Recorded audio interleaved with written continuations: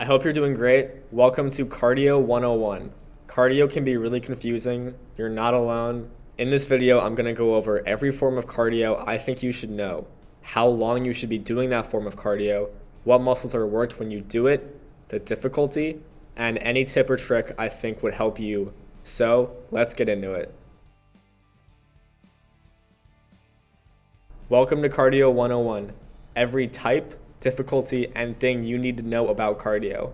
Yes, it's the same theme as the Muscular System 101 video, and that's because if it ain't broke, don't fix it. Here are all the types of cardio I think you should know.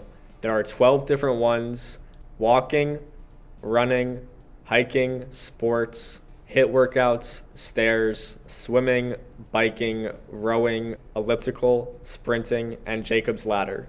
There are other forms of cardio out there, but I don't think they're better than these, so I didn't include those. I listed these in order of easiest to hardest, so notice all of the green options are cardio forms you can do with no equipment. Anyone watching this video can do any of the cardio on the left. All of the forms on the right in yellow are hard / require some type of equipment: a bike, a pool, a rower, and elliptical. The red ones you do if you want to kill yourself. They're intense and there's no way to do it that isn't very, very hard. Walking, running, and sprinting are all very different. Walking is easy, it's low compact, and it's low calories. So it's easier to do and you're not going to burn that many calories doing it. Running is a medium difficulty, it is medium compact, and it burns a medium amount of calories, compared to sprinting, which is hard, high intensity, high compact, and it is all about the burn of calories, the burn of muscle, everything. This is the most text-dense slide I have in this entire thing, so please bear with me, because if you follow along, it will make everything so much clearer and so much easier to understand. Zone training is huge. It's all based on your maximum heart rate. Zone 1 covers 60% to 75% of your max heart rate. Zone 2 covers 75 to 85% of your max heart rate. Technically, Zone 3 is 85 to 95, but Zone 3 should include everything. So, when to do each zone. If you're just starting out and you want to just get better, go in Zone 1 and build up to 30 minutes. If you've been in Zone 1 for a while, maybe you can do a comfortable jog for 60 minutes and it feels solid, then you want to build up. Zone 2 builds your endurance, and you would do this in a 1-to-3 ratio to start. 3 minutes at Zone 1, 1 minute at Zone 2. 3 minutes at Zone 1, 1 minute at Zone 2, on and off repeating. Gradually building up the intervals from 3-to-1 to 2-to-1 to 1-to-1. Once you get 1-to-1, you can build up to Zone 3. Zone 3 builds your high-end work capacity. It is essentially all-out sprints. It's intervals the same way you built up from Zone 1 to Zone 2 intervals. You would do a minute at Zone 3 and then a long recovery in Zone 1 and then build back up. And then it's all about doing the intervals between Zone 1, which is comfortable, Zone 2 and 3, which are hard. So tying that whole thing back into walking versus running versus sprinting. If you have no experience with cardio and you want to just lose weight and get healthier, just do Zone 1, just walk, put in the miles, and don't put any pressure on yourself to go very fast. If you've been putting in effort for a while and you really want to see results and kick it up a notch, go to Zone 2. Start including intervals in your training where you're putting in a little more high quality work for a minute at a time and then taking those long recoveries in between. If you're someone who's really fast and you want to get even faster, then start working on your Zone 3 intervals. See how long you can push yourself all out and then try to increase the duration of that. If you can do a few 10-second sprints, try building up to 20-second sprints. And that gradual progression is how cardio is improved. Walking is not better than running, and sprinting is not better than walking. It's not about better, it's about what's good for you at the level you're at that will challenge you and keep you engaged. Okay, on to my favorite types of cardio. You might be asking, how are hiking or sports actually considered cardio? And I'm going to tell you. Hiking should be 30 minutes or more. Some people do hikes for hours at a time. Anything over a half hour will burn calories and improve your health. Both hiking and sports are great forms of cardio. They're great because they're fun, they keep you engaged, but also because they're very intense depending on what you're doing. Hiking works your legs, butt, and core, occasionally arms if you're doing really steep hikes and climbs. And the difficulty can range anywhere from easy to intense. This is why I like hiking, is because it can be whatever you want it to be. It can be an easy hike that's all flat. And sports are the same way. They're fun, they're engaging, they work your entire body depending on what you're doing. Legs, core, arms, back, everything. If sports are your form of cardio, you should be doing 30 minutes to 2 hours. I wouldn't do over 2 hours. You'll probably get hurt. And that's good because, again, depending on the sport, that might be great, that might be too little, it might be too much. The difficulty is usually mid to intense because you can make it as intense as you want it to be. If you're doing a recovery day, a chill day, it could be low intensity, it could be easy. But usually sports are pretty intense, but you don't even care because the adrenaline and the endorphins, and that's the best thing about doing sports as cardio. That's why I would recommend sports as cardio to do. Okay, high intensity interval training. I have a lot of HIIT workouts on my channel. I really think HIIT work is the thing to do for cardio. If you want to burn calories and burn fat, HIIT work is the most efficient way to do it. HIIT workouts should be 30 to 60 minutes. And the best thing is, if you're doing an hour-long HIIT workout, you're probably only doing 40 minutes of movement. And it's about making sure that the intervals you're doing are really high quality, and the rests should be also high quality so that you're always putting in close to 100%. Depending on the workout, you will be working your legs, core, arms, probably some back and butt also. It all depends on the movements you're doing. Here you can see some abs and some lunges. And the difficulty is anywhere between easy to hard. HIIT work is a good thing that anyone can get into, and it's really the way to burn fat. And if that's what you're on this video for, I would suggest starting with some low compact HIIT work.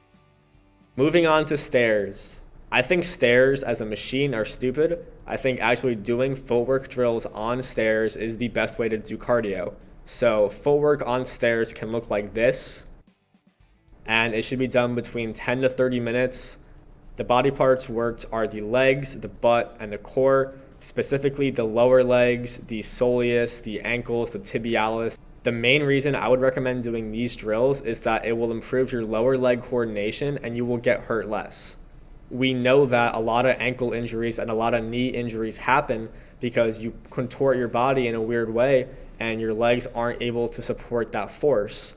Having legs that can move quickly and be stable is the best way to make sure that you don't trip and fall and that you don't hurt yourself. The difficulty can be easy to hard. Again, scale this based on your own ability. Some drills like 1 foot up, 1 foot down, 1 foot up, 1 foot down are really good intro level things that anybody can do. And then as you get comfortable with that, maybe after weeks, you can do 2 feet up, 2 feet down. You can do bunny hops. So for these drills, you can do anything between easy to hard difficulty. It's all up to you. Swimming. Swimming is such a good form of cardio. It is full body because it targets your arms, core, legs, butt, and back. Swimming is pretty hard, so I would say 30 to 60 minutes max is a good enough workout for anybody. Beginning level difficulty is moderate. You can't really swim easily unless you're good and trained, but it's going to be between moderate to hard anytime you get in the pool. And that's good because it burns a lot of calories. You also need to work on your breath control. My tip is to vary the strokes when you're doing it. So different strokes require different muscles. If you're getting exhausted doing some freestyle, try some backstroke, butterflies, breaststroke, anything to keep you in the pool and keep you working. It's not a cop-out. If you're swimming, you're putting in work. So I would suggest varying the stroke to make sure that you're putting in high quality effort the entire time you're in the water. Biking. Biking is awesome. I would recommend biking to anybody. There are 2 ways to bike, in the gym and outside. I would always rather bike outside, but biking in the gym is good too because if I'm just doing cardio to do cardio and to warm up, I'll bike. Duration, anywhere between 15 minutes to over an hour. It's up to you, it's up to your ability level. Biking can be super easy if you're doing a flat course or if you're at the gym. It can be really hard if you're doing it on a trail with a mountain bike. So scale to your own ability level, and biking is really fun. I would encourage biking as a thing to get you into cardio if you haven't done biking before. Rowing. I really like rowing. Rowing is hard. It is a back, arms, core, and leg workout. I would suggest a workout go at maximum 30 minutes to as little as 5. If you're doing 5 minutes on a rower all out, it'll be enough. Difficulty starts at moderate and goes up to impossible. If you're doing it right, you'll know what I mean. It's a full body, intense workout that burns calories like no other. The elliptical is a great form of cardio because it's also full body. If you do 10 minutes of fast elliptical work, it'll be a good warm-up. If you do an hour, you might die. A workout should be anywhere from 10 to 60 minutes. The elliptical works your legs, butt, core, arms, and back. The best thing about the elliptical is that you can use your arms and your legs. So if your arms get really sore, you can rest your hands and just pump with your legs. If your legs get really sore, you can use your arms to really push and pull the levers. So for that reason, you can do the elliptical longer than pretty much any other exercise I listed on here. Elliptical training is as intense as you want to make it, so definitely if you want to burn calories and build some muscle in both your upper and lower body, do the elliptical. Last and least is the Jacob's Ladder. Jacob's Ladder is made by Satan. It's a leg, butt, core, and arm workout. Duration should be between 5 to 15 minutes. I would say less than 15 minutes. I do this for 5 minutes and I'm exhausted. The difficulty for this starts at hard and goes to impossible. You can't get on this machine without it being hard. The impossible variation of this is when you add your arms. When you're pumping your legs and your arms at once, it requires coordination and just a lot of effort on your part. So sustained effort, maximum 15 minutes. Okay, I hope that helped. If you've been trying to lose weight for a while, trying to burn fat for a while, but the cardio you're doing hasn't been working, I'm sorry. So I really hope that this helped kind of give a full guide of what you should do and what you shouldn't do and what is appropriate for you. You now have all the information to pick the best tool for you to hit your goal. Okay guys, I hope you enjoyed this video. This video was fun to make, but it also took a lot of effort. So please like and sub. I'll see you next Saturday. Stay safe and stay healthy.